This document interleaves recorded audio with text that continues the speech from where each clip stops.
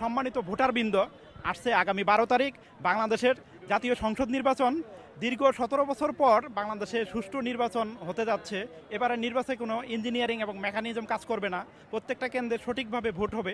এর আগের নির্বাচনগুলোতে জনগণ তাদের ভোট দিতে পারেনি, কারণ রাতেই ভোট হয়ে গেছে। তো এবারের নির্বাচনে ধানের শীষ তথা তারেক জিয়ার যে সকল প্রার্থী সারা বাংলাদেশে রয়েছে, 300 আসনের মধ্যে যতগুলো প্রার্থী রয়েছে, সর্বোচ্চ সংখ্যাগরিষ্ঠ ভোট পেয়ে তারেক রহমান প্রধানমন্ত্রী হয়ে 12 তারিখে অবশ্যই সংসদে যাবেন।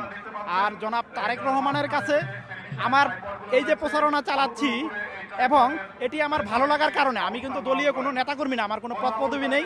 আমি একজন বাইক রাইডার। ঢাকা শহরে আমি বাইক শেয়ার করে আমি জীবিকা নির্বাহ করি।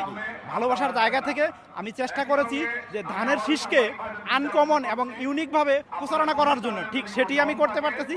এটি আমার দীর্ঘদিনের চিন্তা ভাবনা, এবং বেশ কয়েকদিন পরিশ্রম করে আমার এই বাইক এবং আমার শরীরের যে পোশাক আশাকগুলো ধানের শীষের ব্র্যান্ডিং দেখতেছেন, এগুলো আমি রেডি করেছি। তো এগুলো নিয়ে আমি যেদিকেই যাচ্ছি, মানুষ কিন্তু অপলক দৃষ্টিতে আমার দিকে তাকিয়ে থাকতেছে। আমার মাইক থেকে যে সাউন্ডটা বের হচ্ছে, মানে ধানের শীষ স্লোগান, সেগুলো কিন্তু মানুষ শুনছে।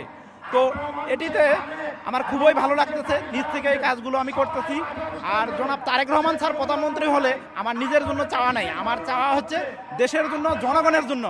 দেশ যেন সিন্ডিকেট মুক্ত হয়, দেশে যেন চাঁদাবাজি না থাকে, বিভিন্ন সরকারি মন্ত্রণালয়, তারপরে হচ্ছে দপ্তর এবং অফিসগুলোতে আমরা সাধারণ জনগণ গেলে ভোট ছাড়া আমাদের কোনো কাজ হয় না, টাকা না দিলে ওরা কাজ করে না, দিনের পর দিন আমাদেরকে ঘোরায়। তো এগুলো থেকে আপনি আমাদেরকে মুক্তি দিবেন।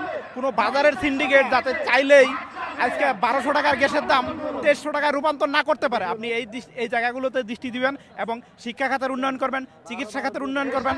এবং আপনার মা দেশনেত্রী বেগম খালেদা জিয়া দীর্ঘ 17 বছর অনেক নির্যাতন নিপীড়ন সহ করে এই দেশেই জন্মগ্রহণ করেছে, এই দেশেই সে মারা গেছে, কিন্তু সে কখনো দেশ ত্যাগ করেনি, দেশের জন্য জীবন দিয়ে গেছে। এবং তার স্বপ্ন ছিল বাংলাদেশকে একটি উন্নত বিশ্বের সাথে তাল মিলিয়ে উন্নয়ন করার। আশা করি আপনি অবশ্যই আপনার মায়ের স্বপ্ন পূরণ করবেন, বাংলাদেশকে উন্নত বিশ্বের সাথে তাল মিলিয়ে সেই ধরনের একটি দেশে পরিণত করবেন। এটি আপনার কাছে আমার চাওয়া।